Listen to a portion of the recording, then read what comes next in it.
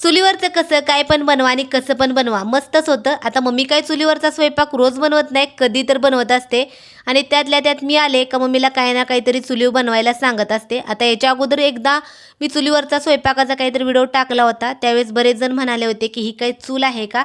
तर ही चूल नाही, शिगडी आहे. पण सेम आपण चुलीवर स्वयंपाक करतो ना, तसा स्वयंपाक एकदम चवीचा होतो आणि चुलीसारखीच आहे थोडक्यात सांगायचं झालं तर. आता मम्मी बनवते चिकन. चिकन बनवताना मम्मी काय करत असते, चिकनला पहिल्यांदा हळदी मिठामध्ये शिजवून घेते. नंतर खोबरं, कांदा, टोमॅटो छान भाजून घ्यायचा.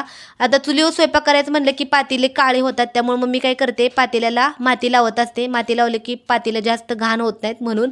नंतर तेल गरम करायचं. तेल गरम झालं की कांदा, टोमॅटोची पेस्ट टाकायची. नंतर खोबरं, लसूण, कोथिंबीर, अद्रकची पेस्ट टाकायची आणि मसाल्यांमध्ये गरम मसाला, चिकन मसाला, कोल्हापुरी काळा मसाला, चटणी टाकायची आणि छान व्यवस्थित चिकन टाकून मस्त असं एक उकळी काढून घ्यायची. मस्त असं गावरान पद्धतीने